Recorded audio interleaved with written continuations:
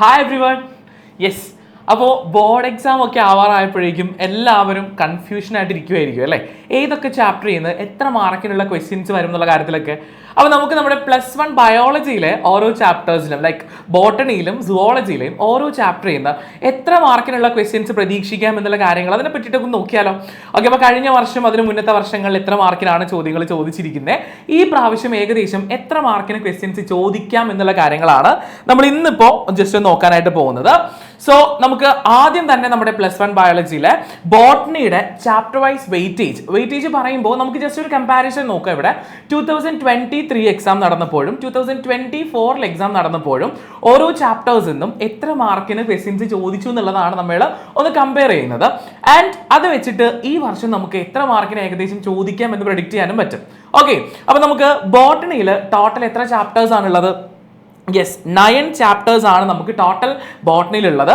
നമ്മുടെ biological classification, plant kingdom, morphology of flowering plants, anatomy of flowering plants, cell the unit of life, cell cycle and cell division, photosynthesis in higher plants, respiration in plants, last chapter plant growth and development. ഇങ്ങനെ 9 ചാപ്റ്ററുകളാണ് വരുന്നത്. അപ്പോൾ നമുക്ക് ഓരോ ചാപ്റ്ററിലും നമ്മുടെ first chapter biological classification എടുക്കുകയാണെന്നുണ്ടെങ്കിൽ 2023 നമുക്ക് ഈ ഒരു ചാപ്റ്ററിൽ നിന്ന് 3 മാർക്കിനാണ് ക്വസ്റ്റ്യൻസ് ചോദിച്ചിട്ടുള്ളത്.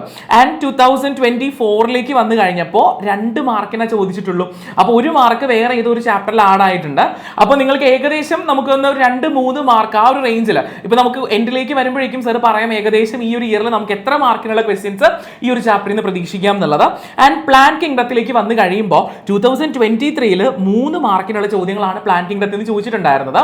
പക്ഷേ നമ്മൾ 2024 വന്നപ്പോഴോ ആ 3 എന്നുള്ളത് നേരെ മാറി 5 മാർക്കിനുള്ള ചോദ്യങ്ങൾ എവിടെ നിന്ന് ചോദിച്ചിട്ടുണ്ട്? ഈ പ്ലാന്റ് കിങ്ഡം എന്ന് പറയുന്ന ചാപ്റ്ററിൽ നിന്ന് ചോദിച്ചിട്ടുണ്ട്. Okay, then morphology of flowering plants പറയുമ്പോൾ നമുക്ക് 2023 5 മാർക്സിന്റെ ക്വസ്റ്റ്യൻ ചോദിച്ചു.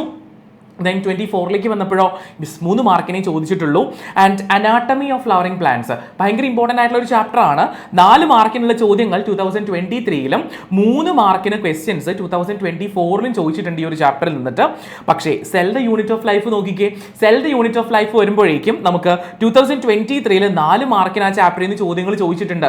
പക്ഷേ 2024 വന്നപ്പോഴോ 1 മാർക്കിന് മാത്രമേ ആ ചാപ്റ്ററിൽ നിന്ന് ക്വസ്റ്റ്യൻ ഉണ്ടായിരുന്നുള്ളൂ. ഓക്കെ, ദെൻ അടുത്തൊരു chapter cell cycle and cell division. അത് അങ്ങോട്ടും ഇല്ല ഇങ്ങോട്ടും ഇല്ല.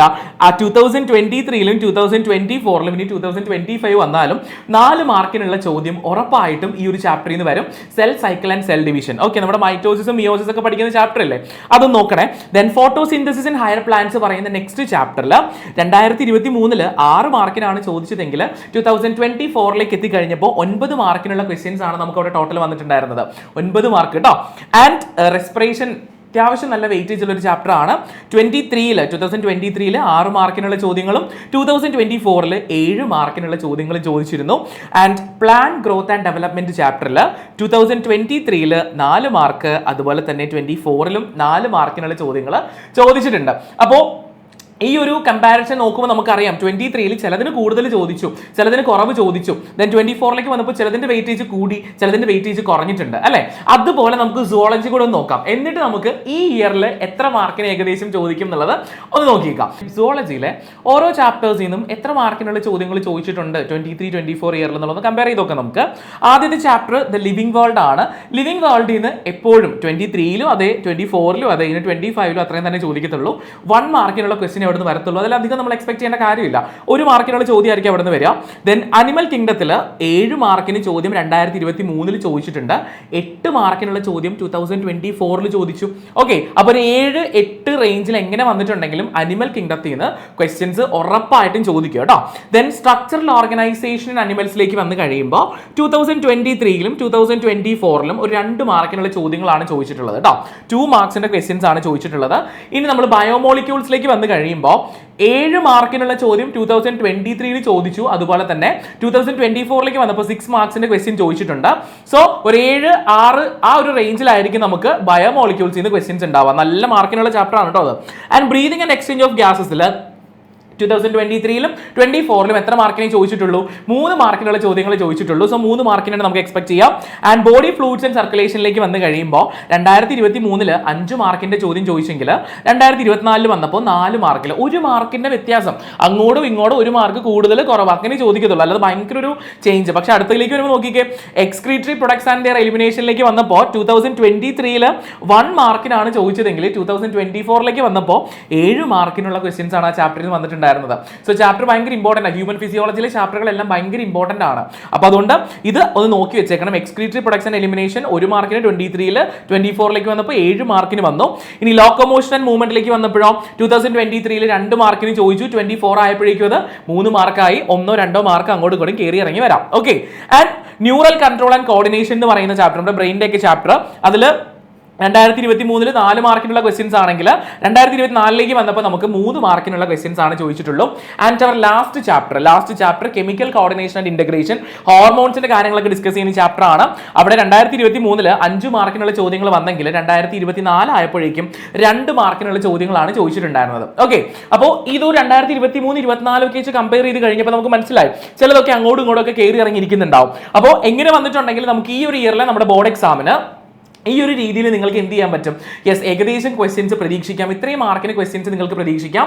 സോ ചാപ്റ്റർ വൈസ്, നമ്മുടെ ബോട്ടണിയിൽ ചാപ്റ്റർ വൈസ് മാർക്കുകളാണ് കൊടുത്തിരിക്കുന്നത്. ഏകദേശം ഈ വർഷം ഇത്രയും മാർക്കിനായിരിക്കും ക്വസ്റ്റ്യൻസ് ചോദിക്കുന്നുണ്ടാവും മക്കളെ.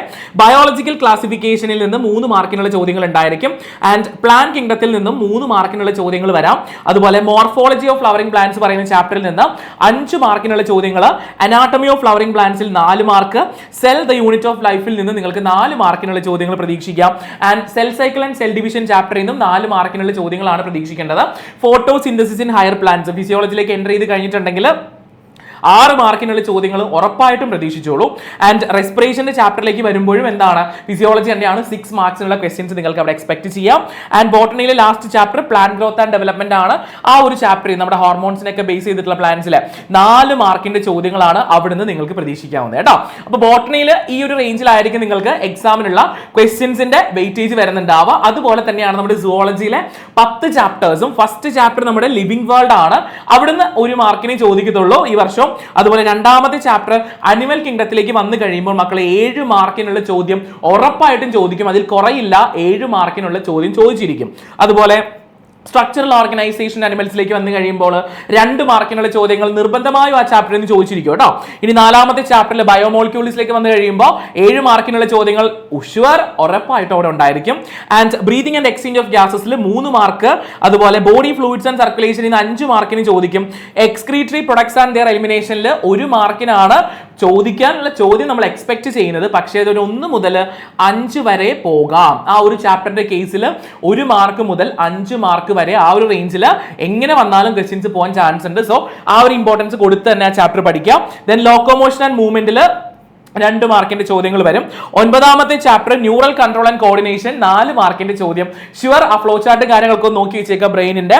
Then chemical coordination and integration പറയുന്ന ലാസ്റ്റ് ചാപ്റ്റർ, അതിന് 5 മാർക്കാണ് നമുക്ക് എക്സ്പെക്ട് ചെയ്യാൻ പറ്റുന്നത്. അങ്ങോട്ടോ ഇങ്ങോട്ടോ മാറിയാൽ 5, 6 ആകാം, അല്ലെങ്കിൽ 5 മിനിമം ആണ് കേട്ടോ. 5 or 6 മാർക്കിനുള്ള ചോദ്യങ്ങൾ ഉറപ്പായിട്ടും ഈ ഒരു ചാപ്റ്ററിൽ നിന്ന് ഉണ്ടായിരിക്കും. അപ്പോൾ ഈ ബോട്ടണി സുവോളജിയിലുള്ള നമ്മുടെ +1 ചാപ്റ്റേഴ്സിലെ എക്സാമിന്, ബോർഡ് എക്സാമിലേക്ക് വരുന്ന വെയിറ്റേജ് ഡിസ്കസ് ചെയ്തിട്ടുള്ള ഒരു കാര്യമാണ് ഞാൻ പറഞ്ഞത്. സോ ഇതിൽ പറഞ്ഞിട്ടുള്ള രീതിയിൽ വെയിറ്റേജ് കൂടിയ ചാപ്റ്റേഴ്സിന് മക്കൾ എന്ത് ചെയ്യുക, ഇമ്പോർട്ടൻസ് കൂടുതൽ കൊടുക്കുക. ആ ഇമ്പോർട്ടൻസ് കൂടിയ ചാപ്റ്റേഴ്സ് ആദ്യം പഠിച്ച് തീർത്തിട്ട് ആ കുറച്ച് മാർക്കിന് ചോദിക്കുന്ന ചാപ്റ്റേഴ്സ് ഓവറോൾ ഒന്ന് നോക്കി വെക്കുക കേട്ടോ. സോ എല്ലാ ചാപ്റ്റേഴ്സും റെഫർ ചെയ്യണം, പക്ഷേ ഇമ്പോർട്ടൻസ് കൂടുതൽ നമ്മുടെ വെയിറ്റേജ് കൂടിയ ചാപ്റ്റേഴ്സിന് ഉറപ്പായി നിങ്ങൾ കൊടുത്ത് പഠിച്ചിട്ടുണ്ടായിരിക്കണം. അപ്പോൾ ഇതൊക്കെ ഒന്ന് റെഫർ ചെയ്തതിന് ശേഷം അടിപൊളിയായിട്ട് പോയി ബോർഡ് എക്സാം എഴുതാം, തകർക്കുക. അപ്പോൾ all the very best for your examinations.